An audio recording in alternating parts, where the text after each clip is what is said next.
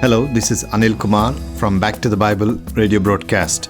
On today's program, Dr. Neufeld continues his series, Journey to the Cross, with a closer look at what happened immediately after Jesus was arrested in the garden.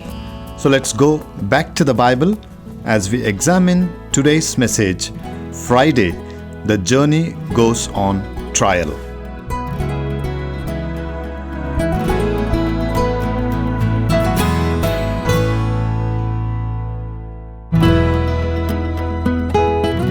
There are great moments in history where a bit of ground, a tiny piece of geography, represents the turning point in history.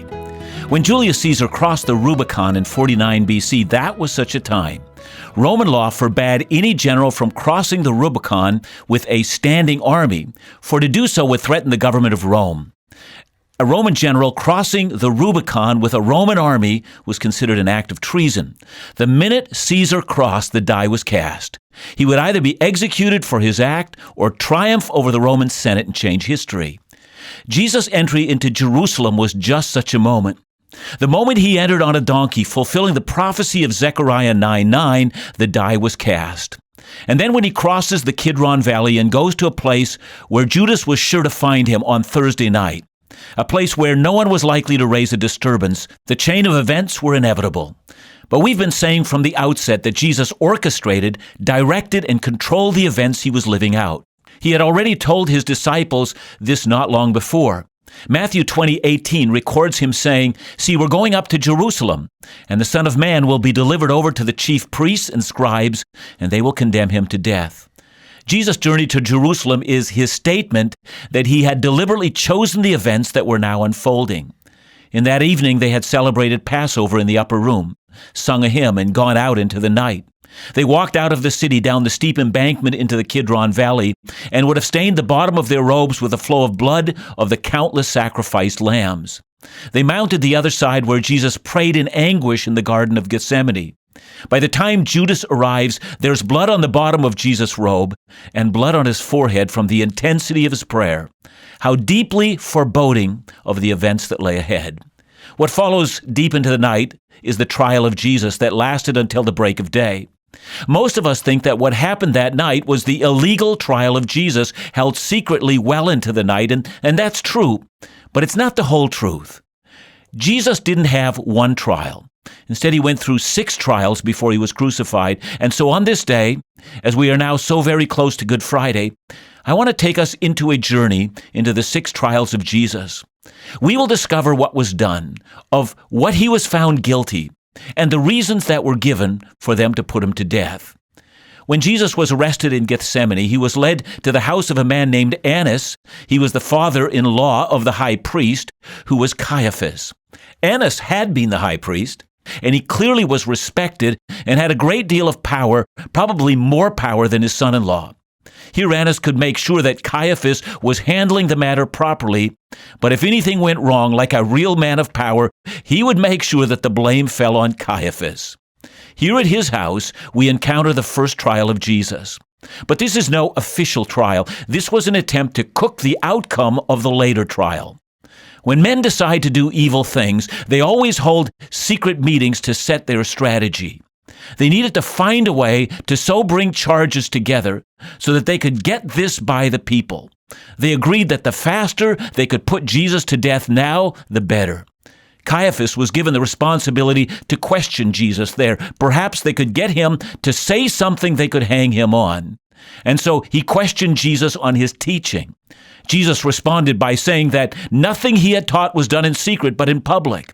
It was a matter of public record. Why doesn't he ask the people who heard him? Immediately, an officer standing beside Jesus hit him in the mouth. Peter was standing outside in the courtyard of Annas' house. He had promised Jesus he would not abandon him, but nothing was normal about this, and the intensity was rising. A slave girl approached him and asked if he was a follower of Jesus, and did she matter? And should her intrusiveness into something that was none of her business give him away right now? He simply denied that he had anything to do with Jesus. Having failed to gain anything of value in Annas' house, they decide to move Jesus to the more official courtyard of Caiaphas the high priest. Here will be the second trial of Jesus, the first one having produced nothing and having failed miserably. Peter is falling outside at a distance, feeling ever more insecure about his role. Here the elders and the scribes were gathered in a more official manner. A new plan is hastily put together. Here they call false witnesses. The name devil, or the Greek word diabolos, is the one who slanders. Slander is very effective. Simply have enough charges, and in the back of everyone's mind is the idea that this man must have done something wrong. So the first man quotes an incident from Jesus' first year of ministry, where he said, "Destroy this temple, and in 3 days I will raise it again." Of course, he was speaking of his own body, but at this moment, twisting and distorting are the order of the day. This witness said, "I heard him say that he's going to destroy the temple and raise it up in 3 days." More witnesses, more twisting of facts, more charges. At this point, Jesus makes no answer to anything that is said against him. Indeed, many of the false witnesses are contradicting each other. There is chaos. Finally, in desperation, for everything is going badly, Caiaphas the high priest demands he answer the question, "Are you the Christ? And then, are you the Son of the Blessed One?" And now, having been quiet, Jesus speaks because on this one, he will give his reply. He says, "You yourself have said it, and you will see the Son of Man sitting on the right hand of power, coming in the clouds of heaven." He's quoting Psalm 110, verse 1, and Daniel 7, verse 13. Well, the high priest tears his robe and screams, "Blasphemy! We have no need for witnesses." Right there is the evidence I was looking for. "What do you think?" he asks the elders. And they all say, "He's deserving of death." And then it is as if Satan himself enters the room, and they lose all sense of dignity. Suddenly they're upon Jesus. They're now slapping his face, punching him with fists, others simply slapping him and shouting like madmen, "Prophesy to us, you Messiah. Which one of us hit you?" And that's how the second trial ends. And it's now time for the third trial. But before we move to the third trial, we must update the matter of Peter standing on the outside. Most of us know this story. By now, Peter has denied he knows Christ 3 times, and as he denies him the third time, as morning is breaking, a rooster crows. Luke tells us that at that moment, the Lord looked at Peter. I'm assuming that after having been beaten and spit upon, they're moving Jesus out of the house of Caiaphas. And as he has just denied Jesus, and as the rooster crows, Jesus is being led out, and the eyes of the 2 men meet each other. It's more than Peter can bear. He runs out, and as he runs, he begins to weep, not softly, but bitterly. His wails of sorrows must have been heard. He has denied his Lord. Jesus is moved again. He started at the house of Annas, and then the official residence of the high priest. Now he's moved to the Sanhedrin, the Supreme Court of Israel. It's very, very early Friday morning, and they're in a hurry. The entire council is called to an emergency assembly. Here they do not bring the sordid group of liars who testified before. Here they want him only to repeat what he has said in the house of Caiaphas. But they decide they have to be a bit careful in how they ask the question. They have got to get him to repeat the stuff about coming in the clouds of heaven and claiming equality with God. But he might not do it in front of the official Supreme Court, so they start questioning him a bit more slowly. The first question is a little more benign. "If you are the Christ, tell us." And Jesus is coy. "If I tell you, you won't believe me." This is not going to be easy. But then, surprise of surprise, Jesus is not done. He gives them everything they're asking for without them even asking. But from now on, he says, the Son of Man will be seated at the right hand of the power of God. Wow.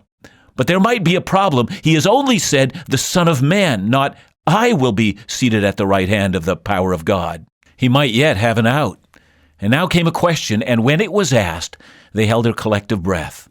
"Are you the Son of God?" And without even a hesitation, he says, "Either," he says, "you say that I am, or yes, I am." And with that, a roar went out. We have him. This is the blasphemy deserving death. Please, please, my dear hearer, do not miss this point.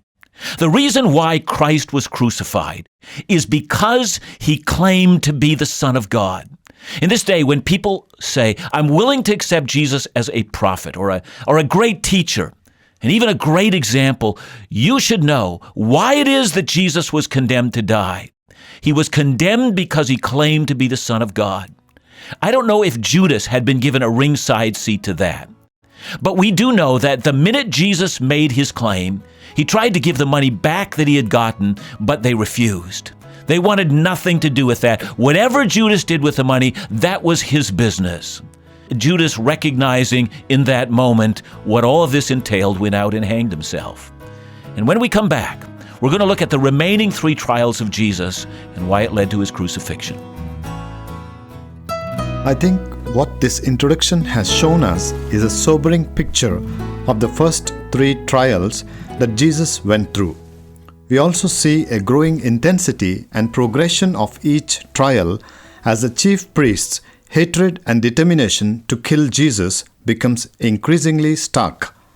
Dr. Neufeld will take us through the final trials that took place in front of the Gentiles and to the conclusion of the crowds that seemed to seal Jesus' fate once and for all. Back to the Bible, leading people into a dynamic relationship with God.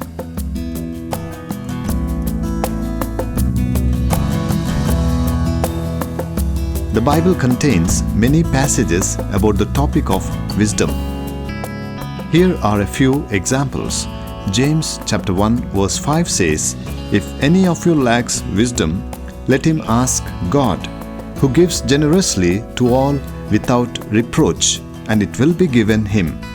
Or how about Ecclesiastes chapter 7 verse 12 says, "For the protection of wisdom is like the protection of money, and the advantage of knowledge is that wisdom preserves the life of him who has it." Wisdom is a critically important issue for all believers to understand and apply it. Hopefully, you have had a chance to listen to Dr. Neufeld's recent series on the subject called Skillful Living, focusing on Proverbs, known as wisdom literature. We learned all about what it means to live a wise and godly life. This great series is available on CD for our valuable listeners. To receive it, call us at 9492440070 or email at info@backtothebible.in.